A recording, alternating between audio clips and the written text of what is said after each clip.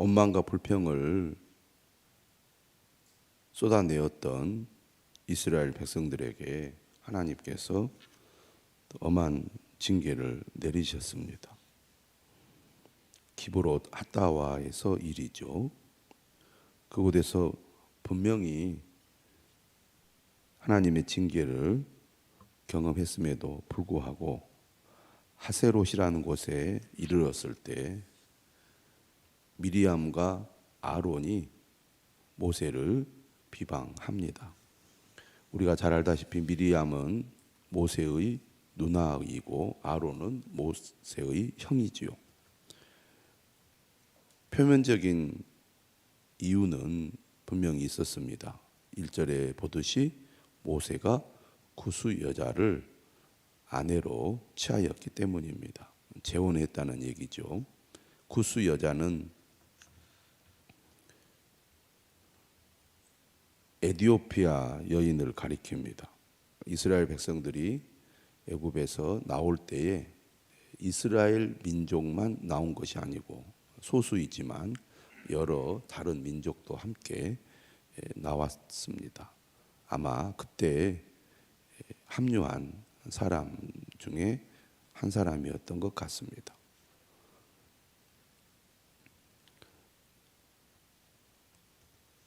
지도자가 어떻게 이방 여인과 결혼할 수 있느냐, 이런 지적을 했던 것 같습니다. 또 가족이기도 하고 가까운 관계이니까 그럴 수도 있겠다, 이렇게 생각할 수 있는 이야기로 넘어갈 수 있습니다. 근데 문제는 2절이죠. 1절과 2절은 조금 다릅니다. 그러니까 1절은 구스 여자를 취한 것에 대해서 모세를 비방한 내용인데, 모세를 비방하는 것으로 끝나면 괜찮은데 2절에 그들이 어떻게 얘기를 하느냐면, 여호와께서 모세와만 말씀하셨느냐, 우리와도 말씀하지 아니하셨느냐 하는 비방을 한 겁니다.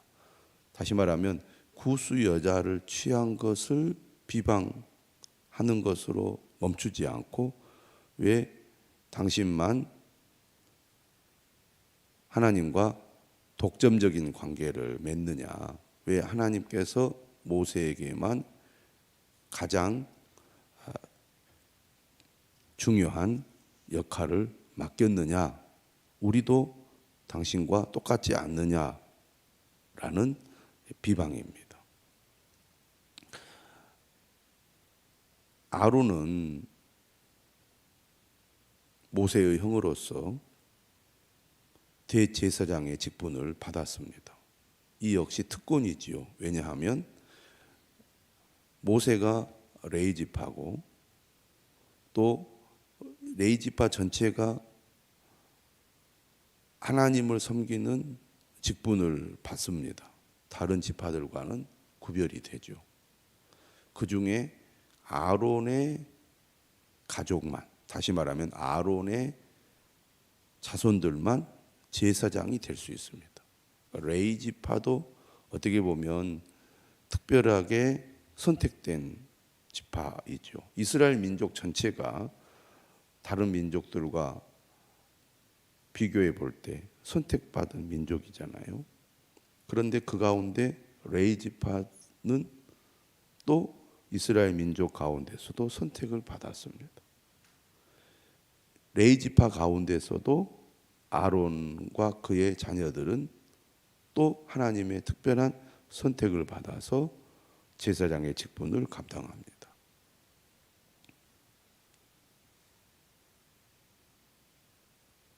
그런 의미에서는 아론도 특권을 가지고 있다고 볼 수 있겠죠. 우리가 출애굽할 때 이스라엘 백성들이 홍해를 건너고 나서 하나님을 찬양하고 경배할 때, 하나님을 찬양하고 경배하는 그 중심에 누가 있냐면 미리암이 있습니다. 그래서 미리암의 노래가 유명하죠. 짧은 노래지만, 이처럼 모세가 이스라엘의 지도자가 되니까 사실 모세의 형제인 아론과 미리암이 중요한 역할을 맡게 됩니다. 이 역시 특권이라고 하면 특권이죠. 그런데 하나님은 어떤 분이신가? 누가 더 중요한 역할을 맡고 덜 중요한 역할을 맡느냐는 하나님에게 있어 사실 중요한 게 아닙니다. 그가 어떤 역할을 맡았든지 하나님께서 맡겨주신 일을 얼마나 충성되게 잘 감당하느냐, 하나님이 맡겨주신 일을 얼마나 책임감을 가지고 그 하나님의 뜻에 순종하느냐, 이것이 하나님에게는 중요합니다. 우리가 신약으로 와서 달란트 비유를 보시면 5달란트 받은 사람이 있고 2달란트 받은 사람이 있고 1달란트 받은 사람이 있습니다. 5달란트 받은 사람은 하나님께 중요한 역할을 맡은 것이고 1달란트를 받은 사람은 별로 중요한 역할을 맡은 것이 아니다, 이렇게 오해를 하면 안 된다는 얘기입니다. 하나님은 각각 그 재능에 따라 역할을 맡기셨습니다. 중요한 것은 5달란트를 받았든지 2달란트를 받았든지 하나님께서 내게 맡겨주신 것을 충성스럽게 감당하는 것, 이것이 중요한 거죠. 2달란트 받은 사람은 충성된 일을 했습니다. 그래서 5달란트 받은 사람과 똑같은 칭찬을 주인께 받지요. 아론은 아론에게 맡겨진 일을 충성되게 감당을 해야 하고, 모세는 모세에게 맡겨진 자신의 역할과 책임을 충성되게 감당하면 되는 겁니다.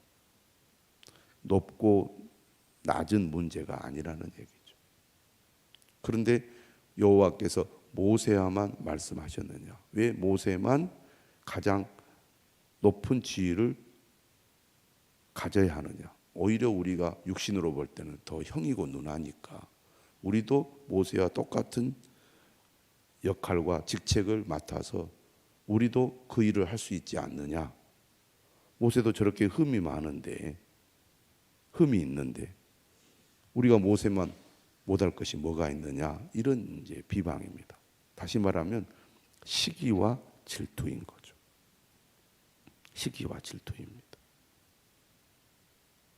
오히려 멀리 있으면 시기와 질투를 하지 않습니다. 나와는 다른 부류니까 시기하고 질투할 가능성은 낮지만 가장 가까이 있으면 시기와 질투하기가 되기가 쉽습니다. 왜? 비슷하다고 생각하니까.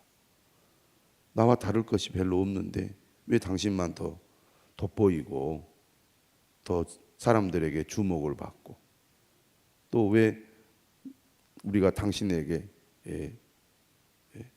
지시를 받고 따라야 되느냐? 내가 당신보다 못한 게 뭐가 있느냐? 이런 생각이 이제 시기와 질투를 일으켜서 거부하고 또 부정하는 그런 이제 태도와 자세, 행동을 하게 되는 겁니다. 못마땅하다는 거죠. 그것이 어떤 마음에서 일어나느냐? 시기와 질투라는 겁니다. 그 시기와 질투는 어디에서 비롯된 겁니까? 교만한 마음에서 비롯된 거라는 거죠. 이것이 아주 세상적인 사고 방식이라고 하겠습니다. 하나님의 자녀들, 하나님의 백성들, 그리스도인들은 이런 접근을 해서는 안 된다는 겁니다. 왜 하나님 저 사람은 5달란트 주고 저는 2달란트밖에 안 줍니까? 왜 나는 1달란트밖에 안 주죠? 나도 5달란트 주면 나도 그만큼 일할 수 있는데, 이런 식의 접근이라는 거죠. 하나님은 5달란트를 받았든지 2달란트를 받았든지 1달란트를 받았든지 그 맡겨진 일에 충실하면, 충성을 다하면 하나님은 똑같이 그를 인정한다는 것입니다.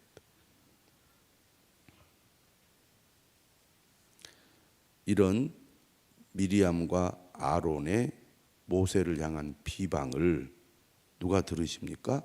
하나님이 들으신다는 거죠. 오늘 본문에 나옵니다. 어제 본문에도 보면은 하나님께서 들으셨다는 말씀을 많이 합니다. 그러니까 하나님을 향한 원망과 불평, 하나님을 향한 반역, 불순종, 도전, 이것을 하나님은 다 듣고 계신다는 거죠. 자, 3절에 보면 모세는 어떻게 반응하고 있느냐 이렇게 표현을 합니다. 이 구절이 또 유명하죠. 이 사람 모세는 온유함이 지면의 모든 사람보다 더하더라. 온유하다는 것은 겸손하고 자기를 낮춘다는 것을 말합니다. 우리가 마태복음 5장 8복에 보면 온유한 자는 복이 있나니 라는 말씀을 기억하실 겁니다. 심령이 가난한 자는 복이 있다는 것과 온유하다는 것은 같은 의미라는 말씀을 제가 드렸습니다. 자기를 낮추는 사람이죠. 겸손한 사람이죠. 자, 모세의 이러한 태도는 지도자의 위치에 있는 사람들이 반드시 귀 기울여 들어야 할 말씀입니다. 하나님께서 어떤 직책을 주시고 역할을 맡기실 때 특히 책임이 있는 위치에 있을 때 모세의 성품을 배워야 합니다. 닮아가야 하는 거죠. 예수님도 자신을 가리켜서 뭐라고 하셨냐면 나는 마음이 온유하고 겸손하니 그랬거든. 어떤 사람은 완장을 차면 그때부터 막 사람들 위에 군림하고 사람들을 막 함부로 대하고 이용하고 이런 사람들이 있습니다. 그 사람의 이제 인격이 드러나는 거죠. 약한 자 앞에서는 강하게 나오고 강한 자 앞에서는 또 자신을 매우 뭐라 그럴까요? 굽신거린다 그럴까요? 약한 모습을 보이는 비굴한 그런 행동을 해서는 안 됩니다. 나보다 못한 사람 막 함부로 대하고 깔보고 함부로 말을 하고 무시하고 조롱하고 그 사람의 인격이 드러나는 거잖아요. 근데 지금 모세는 어떻게 하느냐? 지금 미리암과 아론이 자신의 그 직책에 대한 도전을 하는 거잖아요. 당신만 그런 일을 할 수 있는 자격이 있느냐? 우리도 있다. 이렇게 할 때 모세는 거기에 대해서 어떤 대꾸나 그들에 대한 이 강한 이 발언을 하지 않습니다. 모세는 잠잠히 있었던 것 같아요. 자신을 변명하거나 그와 어떤 대결을 해서 내가 누군데 당신들이 나를 함부로 하느냐고 하지 않았다는 겁니다.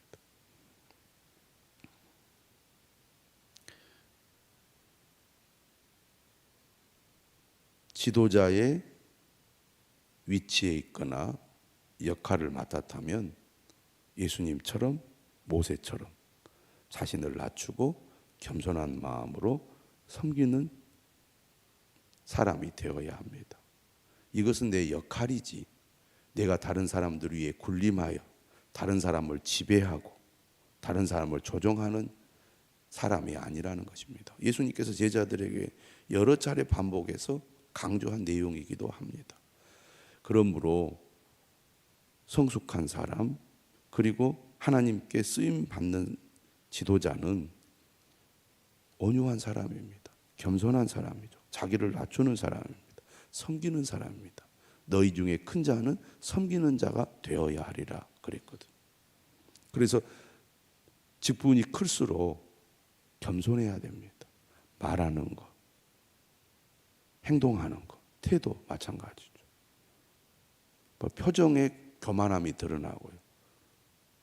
옷차림이나 태도에 서 있는 자세, 행동하는 것에 다 그 사람의 이 태도가 드러나잖아요. 그래서 항상 자신을 돌아보고 조심해야 됩니다. 막 뒷짐을 지거나 막 주머니에 손을 넣거나 그런 행동들이 사람들에게 부정적으로 비칠 수가 있기 때문에 항상 겸손한 자세를 취하려고 노력을 하지 않습니까? 오늘 모세의 마음 자세를 우리가 본받아야 되겠습니다. 이 사람 모세는 온유함이 지면의 모든 사람보다 더하더라. 반면에 미리암과 아론은 누구보다 더 특별한 혜택과 은혜를 받았음에도 불구하고 모세를 시기하면서 우리도 모세보다 못할 것이 없다. 모세와 똑같은 직책과 지위를 우리도 가져야 되겠다. 이런 잘못된 생각을 하고 있는 겁니다. 근데 이것은 누가 부여하는 겁니까? 하나님이 부여하시는 거죠. 그래서 4절에 보면 하나님께서 갑자기 세 사람을 부릅니다. 해막 앞으로 오라고. 그래서 구름 기둥 가운데 강림하셔서 장막문에 서시고 아론과 미리암을 부릅니다. 세 사람을 서게 하고 아론과 미리암을 앞으로 부르시는 거죠. 그리고 이렇게 얘기를 하셨어요. 6절에 내 말을 들으라. 너희 중에 선지자가 있으면 나 여호와가 환상으로 나를 그에게 알리기도 하고 꿈으로 그와 말하기도 하거니와. 하나님의 뜻을 선지자를 통해서 전하실 때 하나님께서 그들에게 사용하신 방법이 환상과 꿈이었습니다. 그러니까 아직 이제 지금처럼 하나님의 말씀이 문서로 주어지기 전이기 때문에 하나님은 그렇게 하나님의 뜻을 전달하셨던 것 같습니다. 그런데 모세에게는 하나님께서 그렇게 하지 않으셨다는 거예요. 7절에 뭐라고 말하냐면 모세에게 이렇게 얘기를 해요. 그는 내 온 집에 충성함이라. 그러니까 모세의 특징, 첫 번째는 온유하고 두 번째는 충성된 사람입니다. 한 번 그 일을 맡기면 그는 그 일을 끝까지 해내는 사람입니다. 하다가 흐지부지하는 사람이었어요. 모세도 11장에 보면 하나님 앞에 불평을 털터리잖아요. 불평을. 그러나 백성들의 불평과 모세의 불평은 달랐습니다. 백성들의 불평의 중심에는 뭐가 있습니까? 하나님에 대한 불신이 있어요. 모세는 자신에게 맡겨진 일이 너무 무거운 거예요. 하나님, 나 혼자 이걸 감당하기가 어렵다는 겁니다. 여러분, 만약에 모세가 무책임했다면 도망가 버려야죠. 하나님 앞에 말하지 않고 그 일을 안 해버리면 되잖아요. 지도자의 역할을 안 하든지 그저 그냥 하나님 거역하고 떠나버리든지. 이런데 모세는 그렇지 않았습니다. 일을 감당해야 되는데 너무 힘드니까 하나님, 나 도저히 못하겠다고 하나님 앞에 떼를 쓰는 거잖아요. 그만큼 그는 책임감이 있는 겁니다. 끝까지 그 일을 감당했습니다. 이스라엘 백성들과 모세는 너무나 달랐어요.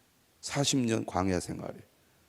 물론 모세가 부름을 받을 때는 못하겠다고 거절하기도 했죠. 그러나 그 역할을 맡고 난 이후에는 그는 충성됐습니다.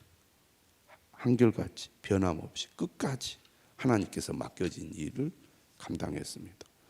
어떤 일을 하라고 하면 네 하고 안 하는 사람이 있고요. 아이고 잘 못하겠는데요. 말은 그렇게 해도 끝까지 하는 사람이 있습니다. 예수님의 비유에 나온 얘기예요. 두 아들 가운데 한 아들은 네 하고 안 하고 또 한 아들은 못해요 해놓고 했잖아요. 누가 더 순종한 사람이냐고 예수님 묻지 않습니까? 어떤 일을 맡기면 흐지부지 해버리는 사람이었어요. 반대로 어떤 일을 맡기면 그 일을 끝까지 책임을 지고 하는 사람이 있습니다. 모세가 바로 그런 사람이었다는 것입니다. 그러면서 하나님께서 모세는 다른 선지자와 다르게 하나님이 하셨다는 얘기를 합니다. 8절에 보면 그와는 내가 대면하여 명백히 말하고 또 그가 여호와의 형상을 보았다. 그러니까 하나님은 모세에게 이스라엘 전체를 책임지고 지도하는 역할을 맡겼다는 거예요. 제사장의 역할을 맡은 사람도 필요하고 또 중간 지도자들도 필요하듯이 이스라엘 전체 공동체를 이끌어갈 전체 책임자도 필요했기 때문에 하나님이 모세에게 그 직책을 맡긴 겁니다. 그런데 이렇게 얘기를 해요. 너희가 어찌하여 내 종 모세 비방하기를 두려워하지 아니하느냐. 다시 말하면 미리암과 아론의 비방은 하나님을 향한 반역이라는 겁니다. 그게 문제라는 거죠. 하나님이 세우신 영적인 권위와 질서를 존중해야 되는데 곧 모세에게 대한 비방은 하나님에 대한 비방이고 반역이라는 거죠. 그게 문제라는 거죠. 하나님이 교회를 세우셔서 교회를 통해서 하나님의 뜻을 이루어 가실 때 그 교회의 질서와 권위를 존중하고 따르는 것은 곧 하나님에 대한 순종입니다. 목회자나 우리나 뭔 차이가 있어요? 차이가 없지요. 하나님 앞에 똑같은 다 죄인이고 똑같은 사람이지만 그 직책과 역할이 다른 겁니다. 셀 리더도 마찬가지죠. 부서의 책임자도 마찬가지입니다. 성도들이 또 각 부서의 사람들이 부서장이나 셀 리더의 영적인 지도를 잘 따르고 순종해야 그 부서나 셀이 건강하게 세워질 수 있는 거죠. 그래서 하나님께서는 진노를 하십니다. 그래서 미리암이 나병에 걸려요. 왜 미리암만 나병에 걸렸느냐 이런 또 질문을 할 수가 있습니다. 분명한 이유는 알 수 없지만 1절에 보면 미리암과 아론의 이름의 순서가 미리암이 먼저 나온 것을 볼 때 미리암이 이 문제를 먼저 얘기하고 또 주도했을 거라고 이제 생각을 하는 거죠. 그래서 미리암이 나병에 걸리게 됩니다. 그래서 아론이 모세에게 요청을 하죠. 모세에게 중보해 달라고 요청을 합니다. 그가 이렇게 얘기하죠. 슬프도다 내 주여 우리가 어리석은 일을 하여 죄를 지었으나 청하건대 그 벌을 우리에게 돌리지 마소서. 모세는 아론의 말을 듣고 하나님께 부르짖어 기도를 합니다. 하나님이여 원하건대 그를 고쳐 주옵소서. 하나님께서 모세의 기도를 들으십니다. 모세를 하나님께서 중재자로 사용을 하시는 거죠. 그 역할을 하나님께서 모세에게 맡기셨던 겁니다. 그래서 모세의 기도를 들으시고 이렇게 반응하세요. 그의 아버지가 그의 얼굴에 침을 뱉었을지라도 그가 이랫동안 부끄러워하지 않겠느냐. 그 하나님 앞에 잘못했기 때문에 정말 자신의 잘못을 뉘우치고 그것을 매우 부끄럽게 여겨야 된다는 겁니다. 그래서 진영 밖에 이랫동안 가두게 해요. 하나님의 징벌을 받게 되는 거죠. 하나님을 반역해서는 안 된다는 겁니다. 그것도 특히 더 책임 있는 위치에 있는 사람일수록 더더욱 하나님의 권위를 따르고 질서를 따르고 하나님을 순종하는 사람이 되어야 한다는 것이죠. 오늘 우리도 말씀을 통하여 하나님을 진실로 믿고 따르고 신뢰하며 순종하는 주의 백성들이 되시기를